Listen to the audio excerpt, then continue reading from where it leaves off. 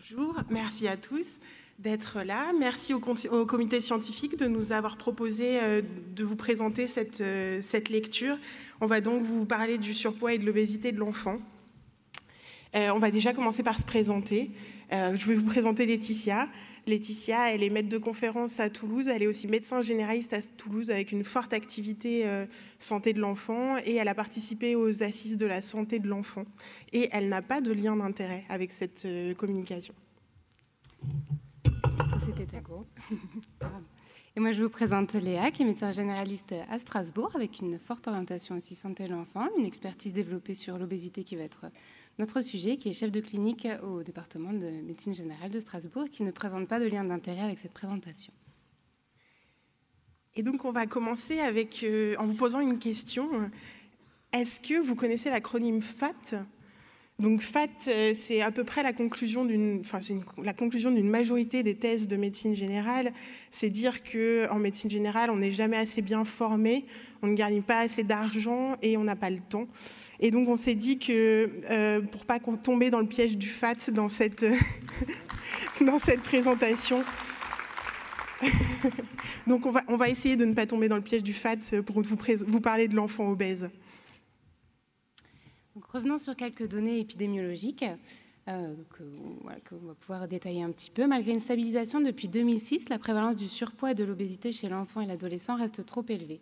20% des enfants de 6 à 17 ans étaient en surpoids, dont 5,4% en situation d'obésité en 2017. Parmi les enfants sur charge pondérale ou obèses à l'âge de 6 ans, près d'un enfant sur deux le reste en troisième. Et on sait que la proportion d'enfants obèses le reste à l'âge adulte en quantité importante. Nous le savons car la littérature est abondante sur le sujet, les conséquences du surpoids et de l'obésité sur le plan somatique sont multiples, on vous les a rappelées ici, et on ne néglige pas non plus les répercussions psychologiques et émotionnelles, tant sur l'estime de soi, la confiance, mais aussi le harcèlement que peuvent subir nos enfants et nos ados. Pour revenir sur quelques chiffres, donc voilà la carte du monde de l'obésité chez l'adulte, donc on voit qu'il y a un gradient nord-sud. Si on regarde par contre les courbes, les tendances d'évolution de l'obésité chez l'enfant, en fait, vous avez les courbes en rose en haut et en orange qui sont l'Afrique et l'Asie. Donc probablement l'obésité adulte dans les années à venir va s'inverser.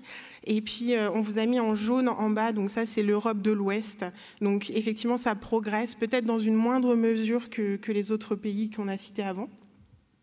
Si on se penche plus particulier sur l'Europe, les courbes montrent que depuis 40 ans, l'obésité infantile et le surpoids a été multiplié par, la prévalence a été multipliée par 4. Si on regarde en France, sur la carte montre les taux d'obésité de l'adulte, donc pareil avec un gradient nord-sud. Là encore, peut-être, ça va s'inverser dans les années à venir puisque l'obésité infantile touche principalement, aussi le bassin méditerranéen très fortement.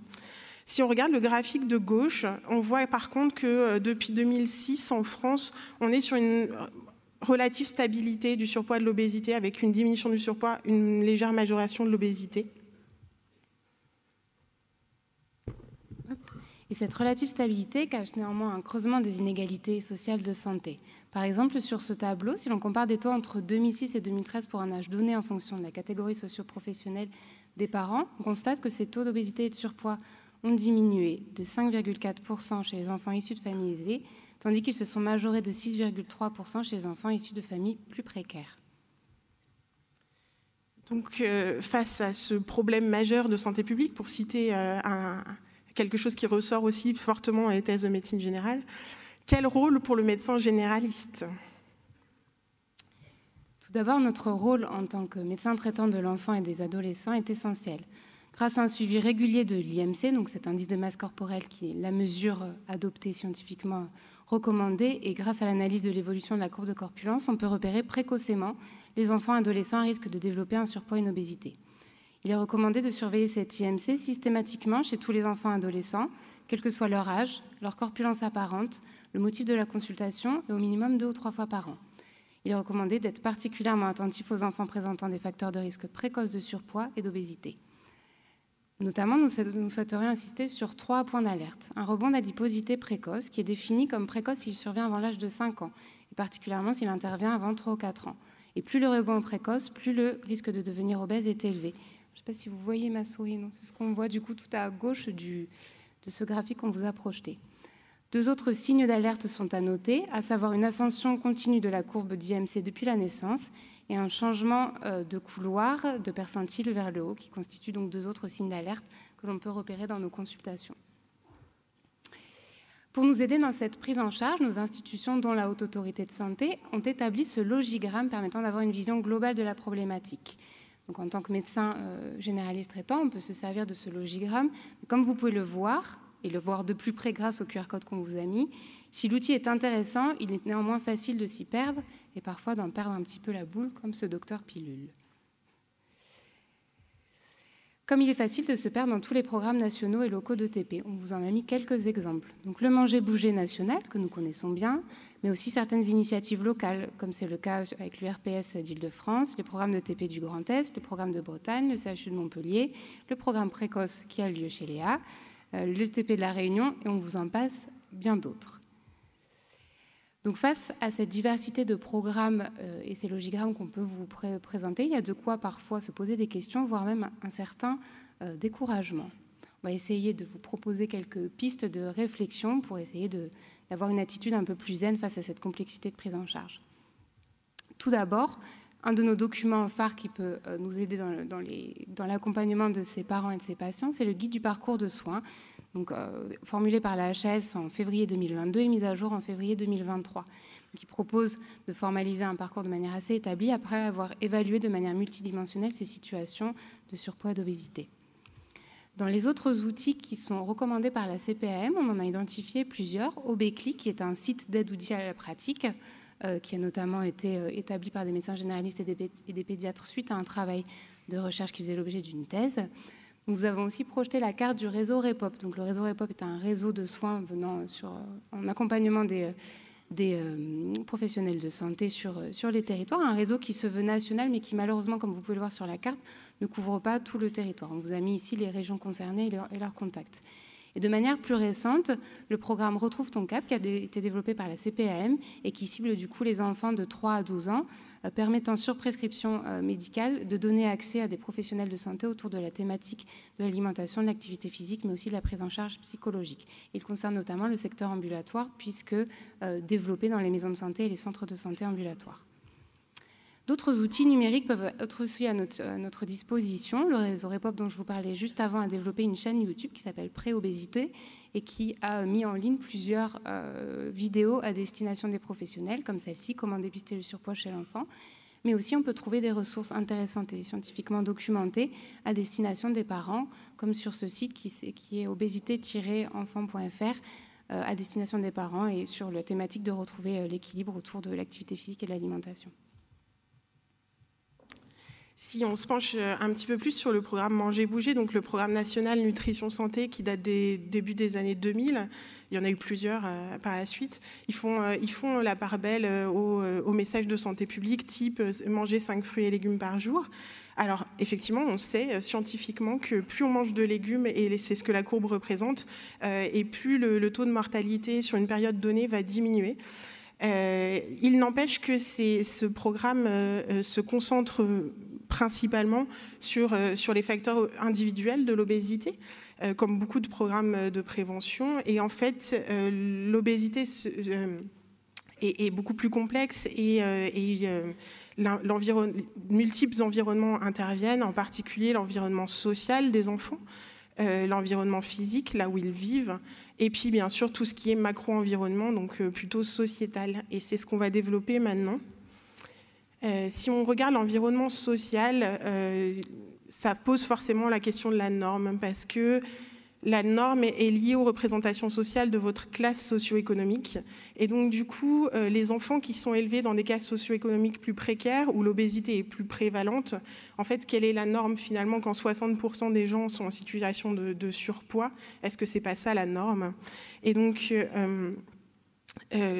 du coup, c'est même à un point où quand l'enfant est trop maigre, les parents peuvent être taxés d'être des mauvais parents, de ne pas se donner les moyens de bien nourrir leur enfant. C'est ce qui arrive souvent. Moi, j'exerce dans une maison de santé, dans un milieu très défavorisé, très précaire. Moi, souvent, j'ai des parents qui viennent en me disant « Mais docteur, mon enfant ne mange rien ». Et là, c'est arrivé la semaine dernière, donc je vous ai mis la courbe. Voilà les courbes qu'on voit pour un enfant qui ne mange rien. Et là, typiquement, on est devant une incompréhension. C'est-à-dire que moi, en tant que médecin, devant cette courbe, je vais tendance à être un peu alarmiste, peut-être même un peu moralisatrice sur qu'est-ce qu'il faut que cet enfant mange, alors que la maman, elle, dans ce cas précis, elle venait me voir parce que son mari venait perdre son travail, ils n'avaient plus de revenus, ils vivaient sur les aides alimentaires et elle voulait être sûre que son enfant ne pâtissait pas de ce manque de revenus. Et donc, effectivement, on n'est pas au même niveau, on ne peut pas communiquer. Si on s'intéresse un peu à des données de sociologie, donc le manger-bouger, on l'a dit, fait référence à des facteurs individuels. Et en tant que médecin de premier recours, probablement, il faudrait apprendre à voir au-delà du manger-bouger et s'intéresser et prendre en compte les normes qui interviennent dans le milieu social des patients qu'on rencontre. Je vous ai mis ce graphique, c'est des sociologues de l'alimentation, Faustine Régnier et Anna Mazzullo, qui ont fait un travail sur comment les catégories sociales reçoivent les normes alimentaires et les normes d'alimentation et de corpulence. Et donc, du coup, on voit bien que les catégories supérieures, elles vont les approprier, elles vont les diffuser, alors que les catégories plus modestes et plus précaires vont être très critiques de ces normes et voire vont se construire en réaction à ces normes. Et du coup, vu que je vous parle de sociologie, je suis un peu obligée de citer Bourdieu. Et donc, Bourdieu, dans sa théorie de la distinction sociale, si on suit cette théorie, on va même jusqu'à dire qu'il existerait des goûts de classe. C'est-à-dire qu'en fonction de votre classe, vous ne serez pas socio-professionnel, vous ne serez pas attiré par les mêmes aliments, vous n'aurez pas les mêmes plaisirs en mangeant les aliments. Et donc, dans les milieux précaires, où le corps, c'est un outil de travail, en fait. On travaille avec son corps et donc il faut le nourrir caloriquement. Et donc, on va regarder, c'est aussi la notion du prix calorie. C'est-à-dire qu'en fait, écono-caloriquement parlant, il est plus intéressant d'acheter 1 kilo de pâtes qu'1 kilo de haricots verts. Si on s'intéresse aux environnements physiques des enfants, là, je vous ai mis un exemple. Donc, les enfants, ils vivent dans un milieu avec des magasins, des supermarchés. Et donc, dans le quartier où j'exerce, il y a 2 supermarchés. Donc, j'ai été dans celui le plus près de la maison de santé, parce que je vous rappelle que je n'ai pas le temps. Donc, j'ai pris des photos. Et voilà, vous rentrez dans ce supermarché et vous avez des boîtes de gâteaux, des bonbons. Sur la droite, il y a des petits déjeuners hypercaloriques, du Nutella. Je me suis dit, je vais trouver quelque chose de mieux à côté. Non, c'est des sodas et du popcorn. Et arrivé à la caisse, il y avait un petit cajot comme ça de légumes un peu pourris. Et à la caisse, il y avait encore des sucreries. Donc voilà, comment est-ce qu'ils ont le choix finalement de ce qu'ils mangent quand tout ce qu'on leur propose, c'est ça? Il y a aussi des études qui s'intéressent à l'environnement des milieux scolaires. Et donc, qu'est-ce qu'il y a autour des lycées, par exemple? Donc là, on a pris un exemple. On est sur des fast-foods et des pizzerias. En France, il y a une loi qui interdit les débits de boissons à moins de 2 km des établissements scolaires. Il avait été proposé à un moment d'interdire les fast-foods à 2 km des établissements scolaires. Et ça a été pas voté. Voilà. Donc, si on se remet dans cette approche multidimensionnelle, Léa vous a présenté l'environnement social, les environnements physiques. On va maintenant passer à quelques notions de macro-environnement, à savoir les facteurs qui dépendent de la société, qui vont plus être axés sur les pratiques, la législation et les actions politiques. Je ne vous détaillerai pas tous ces facteurs, mais on va revenir sur certains. Notamment, commençons par le marketing alimentaire qui peut représenter une responsabilité de plus en plus reconnue dans l'augmentation du surpoids. Si on regarde un peu les études qui sont faites autour des principaux secteurs qui investissent dans la publicité, on va promouvoir très majoritairement des aliments trop gras, trop salés, trop sucrés, avec en tête de ligne la restauration rapide et les chocolats. Dans cette phase temporelle d'approche de Noël, rappelons-nous aussi ces publicités qui ont pu nous marquer, ce fameux personnage du Père Noël, détenteur d'une boisson Coca-Cola en présence d'un enfant, qui a pu marquer aussi d'une certaine manière notre culture, ou enfin cette publicité pour un fast-food qui se vante de pouvoir enfin avoir un menu pour les enfants à 4 €. Aux États-Unis, les grandes marques agroalimentaires vont même jusqu'à faire de la publicité pour leurs produits sous couvert de prévention de l'obésité, alors qu'on parle de marques qui vendent des haricots verts panés, donc aux qualités nutritives quelque peu redoutables.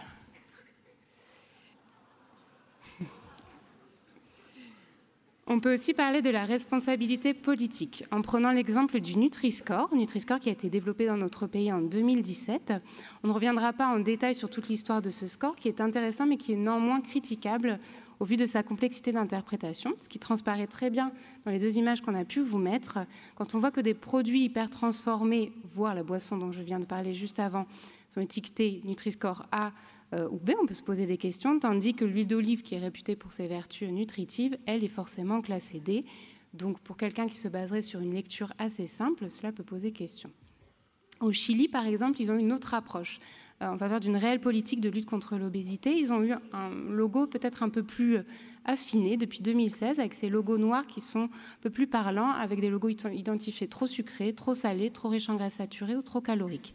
Donc plus il y a de logos, et moins il faut l'acheter. Cette politique volontariste a permis de réduire l'obésité de 25% en 5 ans. En tant qu'enseignants-chercheurs, n'oublions pas non plus le poids que les études scientifiques peuvent représenter dans les prises de décision collectives, mais aussi individuelles dans nos cabinets, et celles-ci ne sont pas épargnées par les lobbies. C'est très bien montré par cet article issu de Prescrire, qui met en lumière l'influence de Coca-Cola sur les scientifiques qui ont été chargés d'accréditer un concept de balance énergétique selon lequel l'obésité est davantage la conséquence de l'inaction physique que de la consommation régulière des boissons sucrées. Heureusement, le poteau rose a été dénoncé par des journalistes et des chercheurs américains. Donc ce concept de balance énergétique met encore l'accent sur la responsabilité individuelle alors qu'il est scientifiquement contestable puisque cette balance dépend aussi de facteurs individuels tels que l'âge, le sexe, les métabolismes de base. Alors il est sûr qu'en tant que médecin généraliste, il est plus facile d'agir sur des facteurs individuels, peut-être au détriment des autres. Notre propos ici n'est pas de dire qu'il ne faut plus faire de prévention individuelle. Il faut cependant l'intégrer dans une compréhension plus globale de la problématique du surpoids. Peut-être on peut même aller jusqu'à dire qu'à trop se centrer sur la seule responsabilité individuelle, cela peut avoir des conséquences délétères, et on vous a mis un petit extrait vidéo qui illustre ces conséquences si ça marche, sinon c'est pas très grave. En tout cas, agir efficacement et durablement contre les problèmes de poids ne se fera probablement pas sans une action préalable qui visera à diminuer les inégalités sociales de santé. Je vais tenter la vidéo. Du brocoli, il faut savoir que nous, les gros, on nous prescrit des régimes. Moi, je suis grosse depuis que je suis petite. Mon premier régime, j'avais 4 ans. Donc, moi, je peux vous prescrire un menu, je peux vous prescrire un régime, je peux vous dire les équivalences de calories entre le quart de baguette, les 4 petits beurres et les biscottes. Je sais tout ça. Donc, je peux vous prescrire un régime. Donc, n'essayez pas de me le prescrire. Je peux me le prescrire. Le problème, c'est que le régime, moi, ça m'a rendu boulimique, ça m'a rendu hyperphagique. J'ai développé des très gros troubles du comportement alimentaire suite à des régimes restrictifs. Les régimes ne fonctionnent pas, et c'est même pas nous, les gros, qui le disons, c'est l'OMS maintenant qui le dit. 95% des régimes sont des échecs à 5 ans. Donc arrêtez de nous dire de faire des régimes restrictifs. Arrêtez. Voilà.